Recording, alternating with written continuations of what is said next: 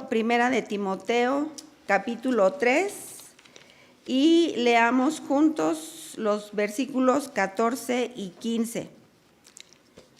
Primera de Timoteo 3, versículos 14 y 15. Todos juntos, dice así la palabra de Dios. Esto te escribo, aunque tengo la esperanza de ir pronto a verte, para que si tardo, sepas cómo debes conducirte en la casa de Dios, que es la iglesia del Dios viviente, columna y baluarte de la verdad. Amén. A continuación, preparemos nuestros corazones para que así puestos de pie recibamos a nuestro pastor, el presbítero Elías Gómez García, que nos trae el mensaje en esta tarde.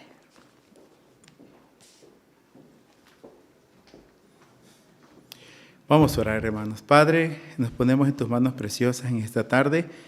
Habla vuestras vidas y dirige nuestros pensamientos siempre hacia ti. Y no olvidar, Padre, que somos gracias a ti, que nos debemos a ti, Señor. Somos por ti.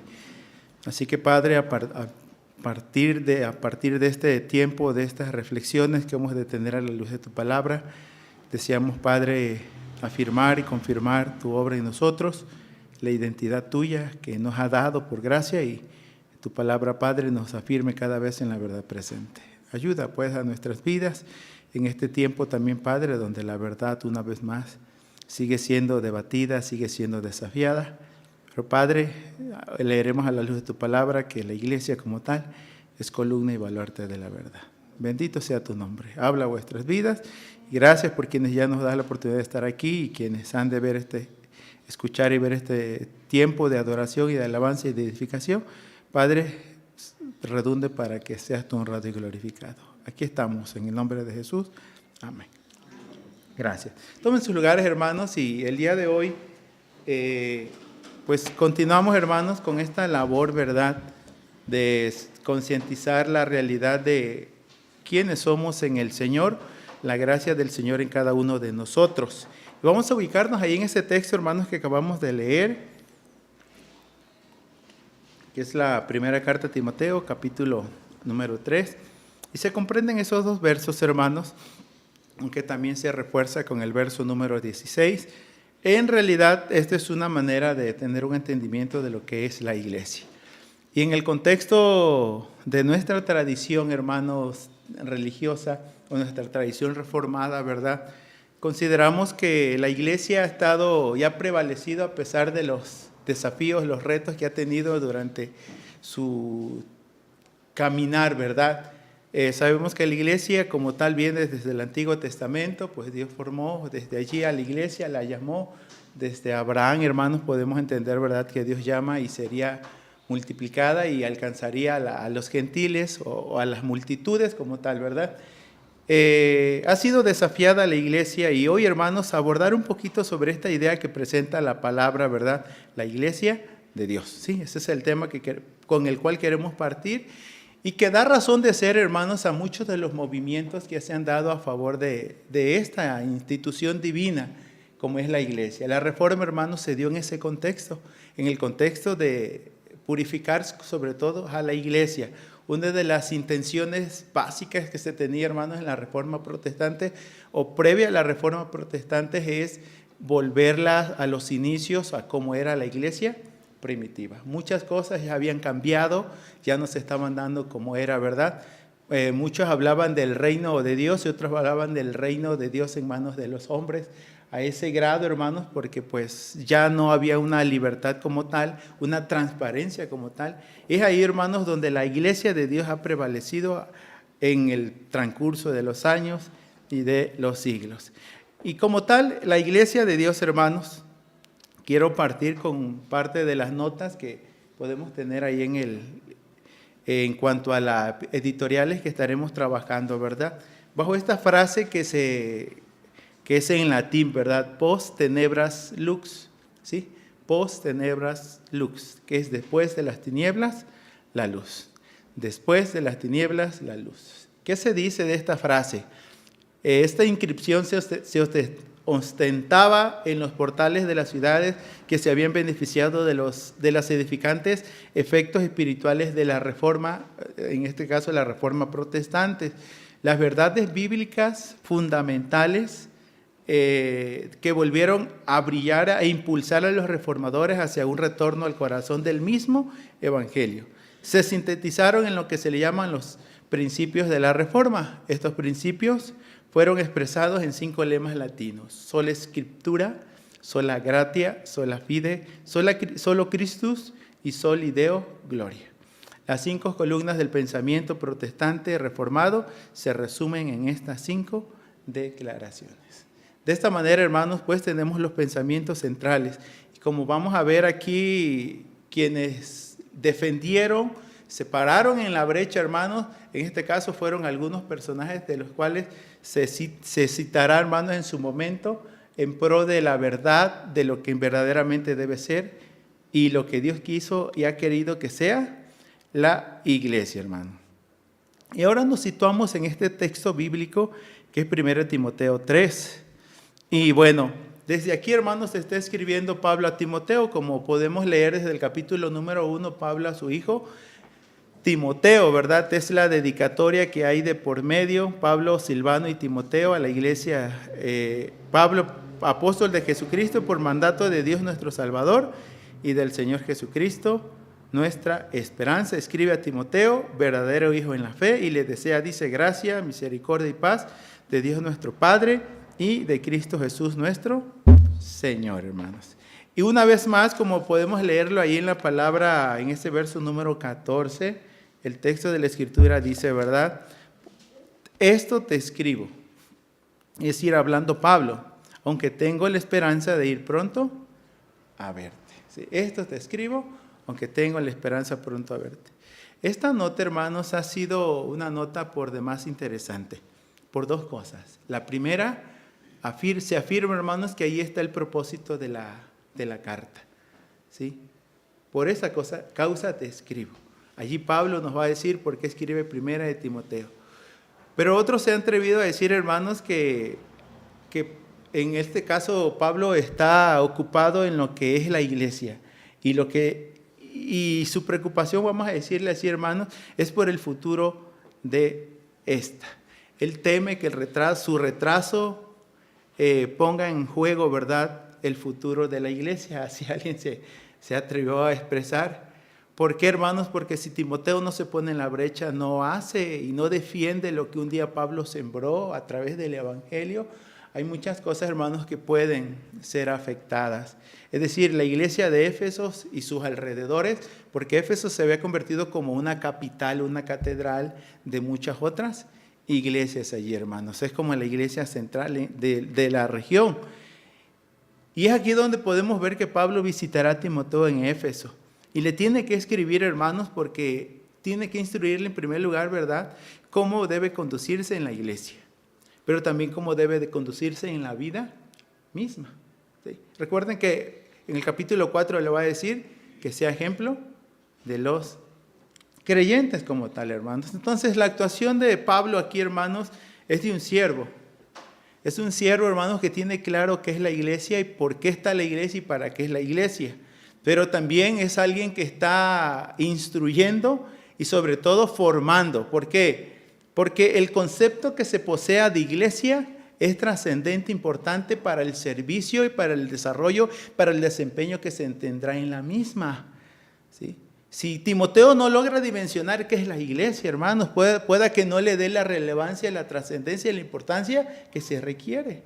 Como hasta el día de hoy, hermanos, suele darse eso. Si no representamos, si no enseñamos, si no mostramos qué realmente es la iglesia, hermanos, pues puede llegar el momento que las nuevas generaciones la tengan en poco, ya no le den la trascendencia y la importancia que se merece. Bueno, tuvimos este reto y seguimos teniendo este reto o este desafío en relación, hermanos, a lo presencial y a lo virtual. O sea, muchos pues ya no sé qué razones, si habrán otras razones de peso para no poder estar de manera presencial en la comunidad de creyentes o en la iglesia como tal, hermanos. Así que la trascendencia debe estar allí. Por eso te escribo. Bueno, tengo la esperanza de ir a pronto a verte. Y ahí viene la aclaración, para que si tardo, ¿sí?, sepas, y ahí viene la expresión, y viene la forma, la manera, sepas cómo debes conducirte. ¿Sí? Entonces, tiene que ver, hermanos, reitero, ¿verdad? En este caso, en base al concepto que se tiene que ver prácticamente cómo Pablo instruye a Timoteo para que la iglesia se comporte en la iglesia y en la vida misma. Y esto va a resumir como lo va a presentar el texto, hermano. ¿Cómo debes conducirte? Primero dice, en la casa de Dios. Luego viene una descripción que es la iglesia del Dios viviente. Y una más, descriptiva, columna y baluarte de la verdad. Y aquí, hermanos, vamos a tomar en cuenta estas tres expresiones que en mi pensar, hermanos, incluyen tres realidades. Pablo está aludiendo a una iglesia ordenada. Sí.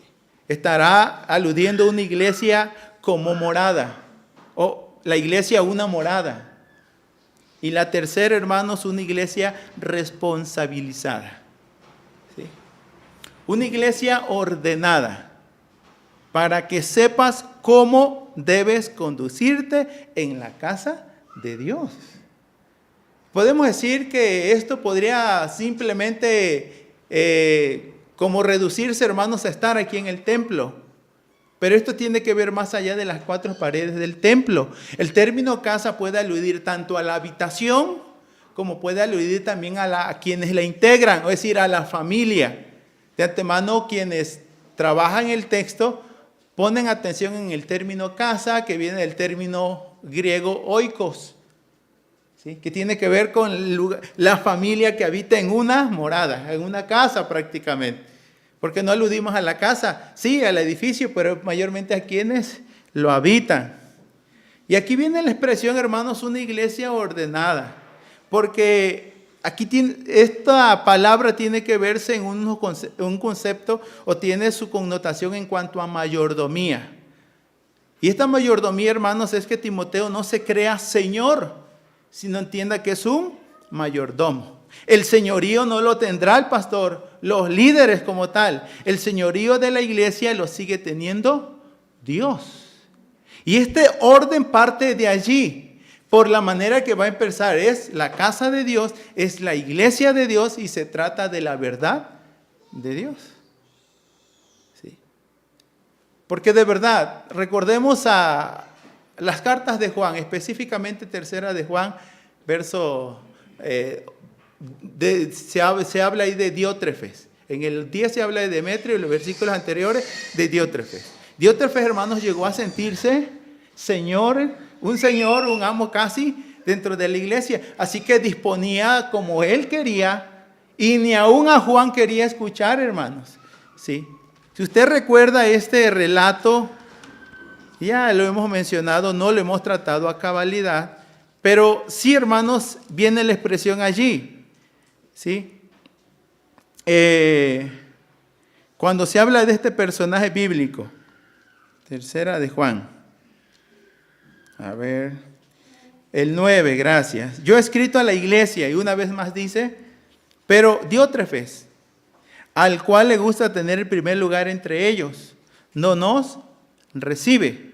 Por esta causa, si yo fuere, recordaré las palabras que hace parloteando con palabras malignas contra nosotros y no contento con estas cosas, no recibe a los hermanos y a los que quieren recibirlos, se los prohíbe y los expulsa de la iglesia. Esta es una de las realidades, hermanos. El orden comienza, Pablo haciendo el hincapié a Timoteo, hermanos, ¿cómo debes conducirte? Debes conducirte en la casa de Dios. No en vano, hermanos, quienes han trabajado más este pasaje bíblico, remiten al lector o nos remiten como lectores al contexto, específicamente al capítulo número 2. Desde el capítulo número 2 de 1 Timoteo, regresando allí, nos dice que Pablo tuvo que instruir. Y se dan cuenta, toda esta sección, hermanos, del capítulo 2 tiene que ver con instrucciones. ¿Sí? ¿Cómo debes conducirte? Porque está aludiendo a una iglesia ordenada. Una casa tiene que estar ordenada, tiene que ser administrada. Debe haber una mayordomía en ella.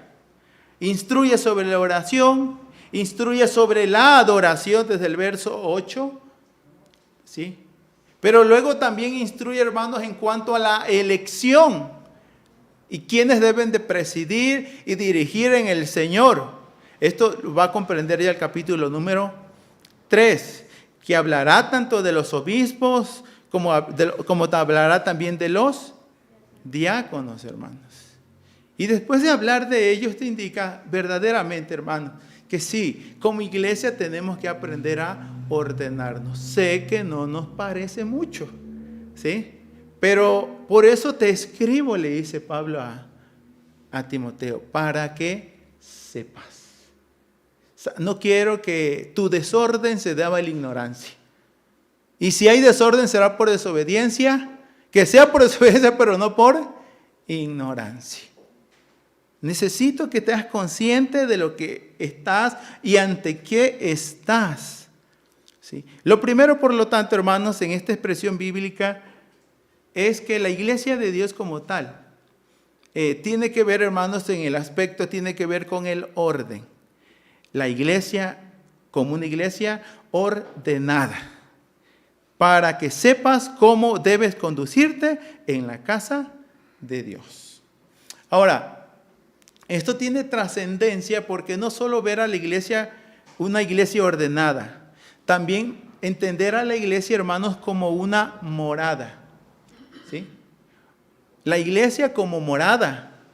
¿Y a qué morada se alude, verdad? Bueno, el texto dice así, que es la iglesia del Dios viviente. ¿Sí? Es una iglesia de donde Dios mora. Esto implica, hermanos, que Pablo ha usado este concepto. Si recordamos 1 Corintios 3:16, dice que Dios mora en su iglesia y mora en el cuerpo de los creyentes, dice, porque somos templo del Dios viviente. Y en el capítulo número 6 va a decir, hermanos, ya en la segunda carta de Corintios 6 le va a decir, ¿verdad? Porque seré para vosotros por padre, vosotros me seréis por hijos. Seré para ustedes su Dios y ustedes seréis mi pueblo. Y andaré y caminaré entre ellos. Este término, hermanos, de morada, ¿verdad? Como el texto lo presenta, la iglesia una morada. Y en este caso, la morada del Dios viviente. Sí, Dios mora en los suyos. La presencia de Dios está con su pueblo, en su pueblo y para su pueblo. El verso 16 va a decir, hermanos, que sí, Dios se manifestó. Y el verso 16 es la primera frase o primera parte de esto que se considera uno de los primeros himnos cristianos. Dice, Dios fue manifestado en carne. Verdaderamente Dios se ha dado a conocer y en su Hijo Jesucristo está su morada. Al término de Juan 1 se dice que Dios hizo tabernáculo en los hombres, o Dios mora en los hombres. Así como había un tabernáculo en el Antiguo Testamento, un templo, ahora la morada de Dios es entre los hombres en la persona de Cristo. Y hoy, hermanos, a través del Espíritu Santo, el Espíritu Santo, ¿verdad?, que nos anhela y que mora en nosotros, ¿verdad?, para hacer una evidencia que la presencia de Dios está en uno. Una iglesia, entonces, hermanos, la iglesia debe tener en claro no solo que debe vivir de manera ordenada, sino también entender, hermanos, que es una morada, y es la morada de Dios. Dios habita en medio de nosotros. ¿Es eso increíble, hermano? Dios morando en medio de nosotros. Hablábamos de la santidad en la mañana. ¿Cómo es posible que antes no podíamos acercarnos ni a las cosas consagradas? Y ahora sin intermediario humano, bueno, dice que bueno, el mediador entre Dios y los hombres pues es el Señor Jesucristo. Y Cristo sigue estando aquí, hermanos, presente, porque por el hecho de estar en Cristo es que nos podemos relacionar con Dios. Juan 14:6 así lo dijo, ¿verdad? Nadie va al Padre si no es por medio de mí, hermanos. Dios habita con nosotros, Dios habita en su pueblo, pero algunos van más allá de solo quedarse en esta idea, hermanos, de que es la iglesia del Dios viviente. algunos aluden que esto es un claro contraste entre la idolatría del tiempo o del momento en que escribe el apóstol Pablo. En el contexto histórico aparece, hermanos, que estamos en Éfeso. Y en Éfeso había una deidad que se le adoraba en grande. ¿Recuerdan? Diana. Diana, la grande diosa de los Efesios. Que cuando Pablo anduvo predicando allí, dice que gritaban y vociferaban hasta que la voz se les apagó. A ese grado. Entonces, este es un vivo contraste, si a algunos se habla, porque el templo de Dios, hermanos, no está hueco ni está vacío como muchos de los templos de los dioses paganos de ese tiempo. No estamos hablando de dioses ausentes, que algunos dicen que si son ausentes, esto es una evidencia de que son inexistentes. Porque no están. Lo que le pasó a Baal, cuando clamaban y decían, si no respondió es porque algo le pasó, dijo, ¿verdad? Decía el profeta Elías, pero no otra cosa que le decía a Baal no existe. Pero pues ustedes persisten en seguirlo, buscando, clamando, ¿verdad? Así que aquí, hermanos, el texto bíblico nos va a llevar hacia allá. Entonces, la iglesia es la iglesia del Dios vivo. Muy diferente, hermano, a cualquier otra nicho o templo de alguna otra deidad de ese tiempo. El Dios vivo está y mora con los suyos, está en los suyos, hermanos. Y la tercera expresión que viene allí, hermanos, es que, bueno, la iglesia necesita orden, la iglesia necesita tener un entendimiento de lo que es morada de Dios. Porque por ello, hermanos, va a haber una tercera instancia. Y esta tercera instancia implica, hermanos, que la iglesia no solo tiene que ver, hermanos, con la casa de Dios, que es la iglesia de Dios, o sea, los llamados de Dios, sino también tiene que ver con la verdad de Dios. Y observe, la palabra va a señalar no solo cómo debes conducirte en la casa de Dios, que es la iglesia del Dios viviente. Y luego alude columna y baluarte de la verdad. ¿Sí? La verdad del evangelio se encuentra en la iglesia. Me llamó la atención, hermanos, esta expresión. A la iglesia se le ha confiado la verdad o el ministerio de la verdad. A la iglesia se le ha confiado la verdad. Y algunos hacen esta aclaración. La iglesia es depositaria de la verdad, no la fuente de la verdad. Porque a mí me llamó la atención mucho una nota que encontraba en relación a esta expresión de que la iglesia romana como tal se basa en este texto de 1 Timoteo 3:15 para hablar de la infalibilidad de la iglesia. La iglesia es infalible. Es decir, su organización o su sistema como tal, ¿verdad? Y aquí dice, no podemos interpretar el texto que la iglesia es infalible como fuente de la verdad. No, el texto alude que es columna y baluarte, protectora y defensora de la verdad. Pero no tanto, hermanos, que emane de ella. Sí, es necesario presentar públicamente a la verdad. Es necesario demostrar la verdad ante el mundo.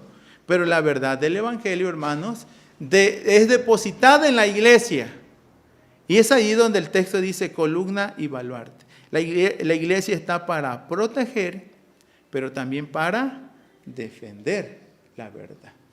Y como tal, hermanos, desde el capítulo número 1, verso 3 de esta primera carta a Timoteo, una de las finalidades por las cuales Pablo lo dejó allí en la iglesia, si observamos el texto bíblico, dice allí, como te rogué que te quedases en Éfeso cuando fui a Macedonia, para que mandases a algunos que no enseñen diferente doctrina, ni presten atención a fábulas y genealogías interminables que acarrean disputas, más bien que edificación de Dios, que es por fe, así te encargo ahora. Hay muchos que están enseñando. Algunos señalan que hasta los mismos líderes, hermanos, estaban haciendo esta labor, y evidencia de ellos es que les tiene que decir, estas son las instrucciones para quién puede ser obispo y quién puede ser diácono. O sea, Pablo está reafirmando quién debe ser. Y también les dice, así deben de orar, así deben de adorar, así deben de vivir. Porque pues no es invento, la iglesia no es invento del hombre, hermanos. Como tal, entonces, pues, a la luz de esta porción de la palabra de nuestro Dios, hermanos, debemos de ser, en este caso, ¿verdad?, conscientes de esta realidad. Una, conscientes que el orden es parte de nuestra identidad como iglesia. Segundo, hermanos, conscientes de que Dios mora y vive en su iglesia. Y tercero, debemos ser conscientes, hermanos, que hay una responsabilidad de por medio. No solo debemos vivir de manera ordenada, sino de manera responsable. Por eso alude a una iglesia responsabilizada. Responsabilizada en este caso de la verdad, que es el contenido del evangelio mismo del Señor Jesucristo. Se trata entonces, como se señala, hermanos, estamos en algo que no es nuestro, algo que depende y que pertenece a Dios por siempre.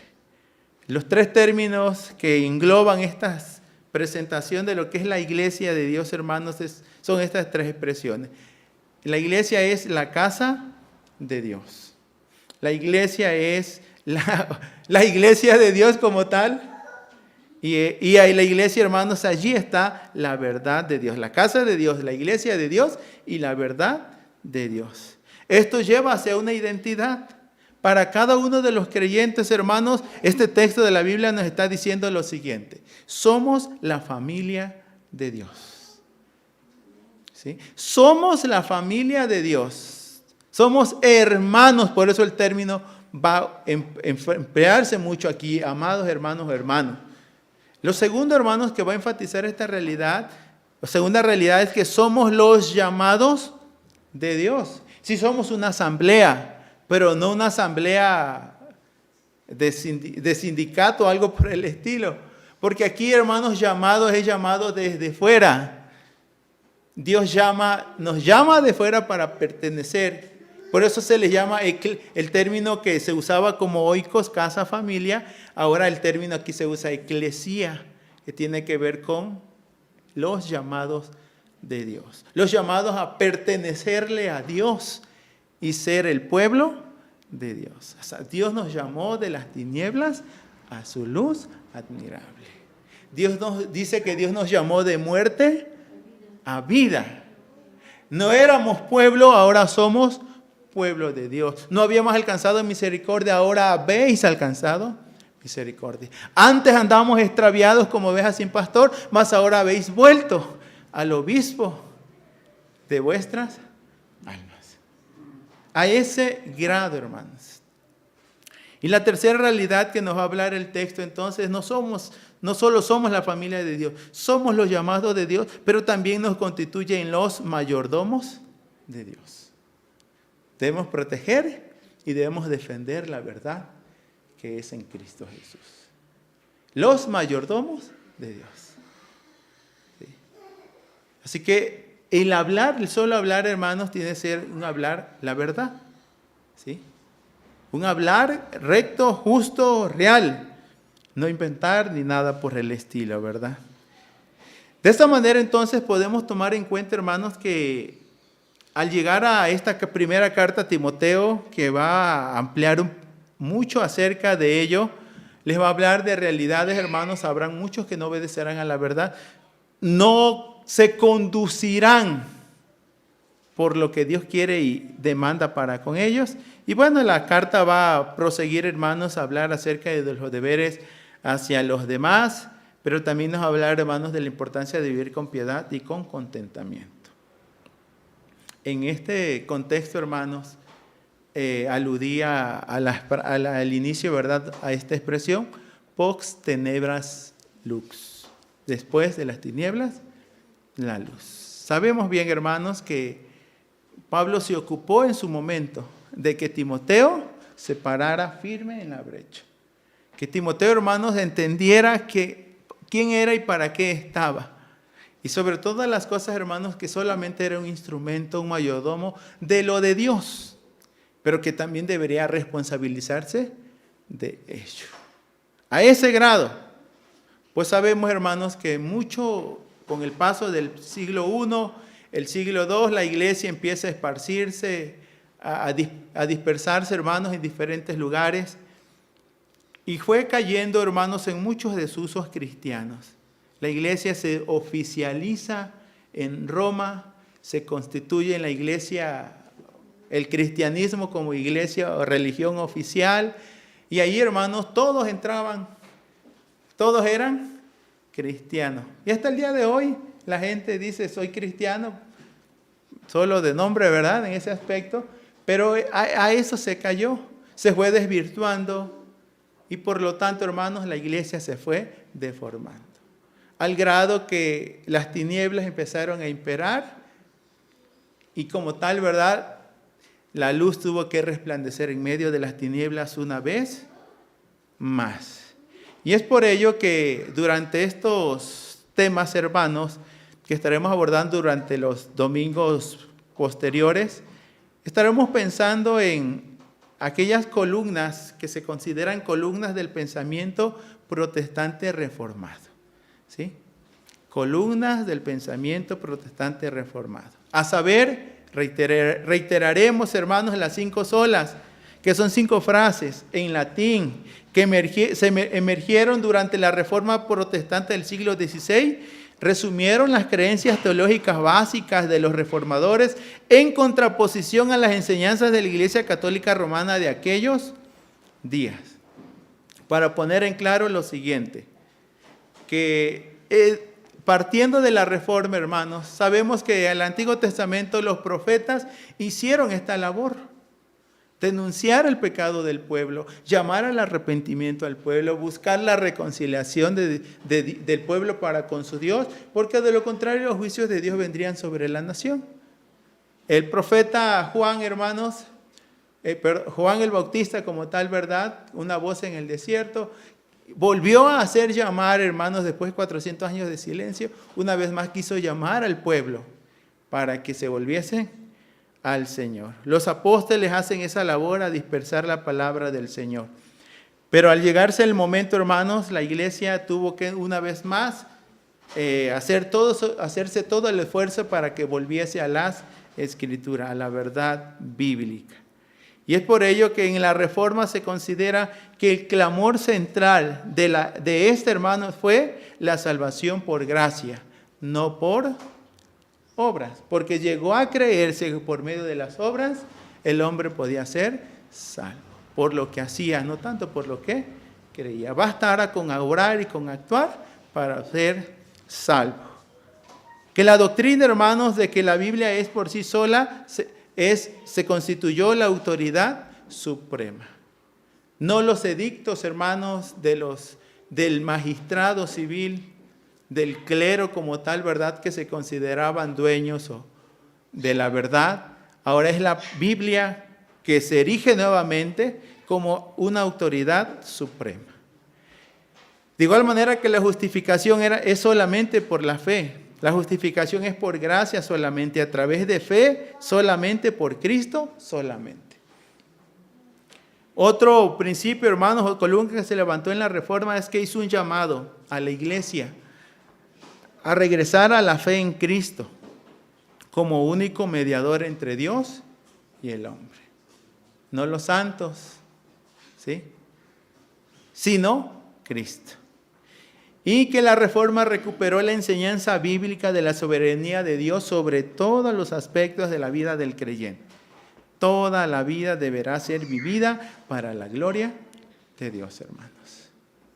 Y es por ello que en el plan trazado, hermanos, para este mes, ¿verdad?, hablar de las columnas que dieron origen al pensamiento protestante reformado, hermanos, partimos con 1 Timoteo 3, 14 y 15.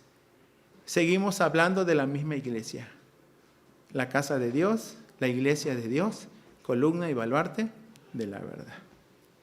¿Ha pasado pruebas? Sí, seguirá pasando.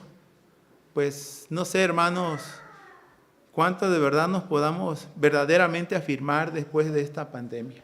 Porque fue fuerte. Sí, muchos ya el Señor les llamó, ¿verdad? Otras muchas situaciones no les permitieron ser constantes. Y si no eran constantes, mucho menos ahora, hermanos. Y viene una oleada de ideologías en contra del cristianismo, en contra de la verdad, en contra de la Biblia misma. Y bueno, que Dios nos ayude, hermanos, porque en su momento va a aparecer una nota allí, que lo que fue la Reforma Protestante, hermanos, no fue un suceso único e irrepetible. No. La Reforma, hermanos, como tal, es una de las muchas acciones que se requerirán en el transcurrir, en el desarrollo y el caminar de la iglesia sobre esta tierra. ¿En qué aspecto? Porque por ello se estipuló, hermanos, ese pensamiento que lo hemos de recordar, ¿verdad? La iglesia reformada, siempre reformándose. Siempre habrá mucho. Muchos hemos olvidado, hermanos, cómo conducirnos en la casa de Dios. Muchos hemos olvidado que no se trata de mi religión, se trata de la iglesia del Dios viviente. Y muchos hemos pasado por alto, probablemente, hermanos, que somos columna y baluarte de la verdad, que no es de vivir por vivir, o hablar por hablar, o expresar por expresar. Vemos que somos depositarios de la verdad que contiene el Evangelio Santo del Señor Jesucristo. Y si pasamos por alto por ello, hermanos, de verdad, sí, podemos ser otra cosa, pero no la iglesia de Dios. Y ahí sí, quienes podían señalar, a verdad, podemos decir es una denominación más. Pero desde el enfoque denominacional confesamos y decimos que no somos la iglesia total de Jesucristo, pero sí somos parte de la iglesia de Jesucristo. Así que Dios nos ayude en este proceso, en este periodo, para que, hermanos, verdaderamente, verdad, amemos lo que somos. ¿Sí? La familia de Dios, los llamados de Dios, en ese aspecto, ¿verdad? Y los mayordomos de Dios. Que Dios siga haciendo en nuestros corazones, en nuestras vidas, y que sepamos que todo eso, hermanos, se trata de que Jesucristo sigue morando y viviendo en medio de nosotros, que es lo que aborda el verso 16. Dios fue manifestado en carne, visto de los ángeles y recibido arriba en gloria. Entonces Dios, hermanos, siga dirigiendo nuestros corazones en nuestras vidas. Y sigamos el desarrollo de estos temas. Algunos hemos procurado trabajar, hermanos, en el hecho de que cuál es lo vivencial, lo que se emana de cada uno de estos preceptos o estos principios. ¿Sí? Y partiremos con... Hoy hablamos de la iglesia de Dios. El próximo domingo estaremos hablando, hermanos, de la gracia de Dios. ¿Sí? Así que continuemos la secuencia y que Dios nos siga dando entendimiento, abriendo el entendimiento para no olvidar quiénes somos. Porque si olvidamos quiénes somos, dejamos de hacer para lo que somos. Dios siga haciendo en nuestras vidas. Amén.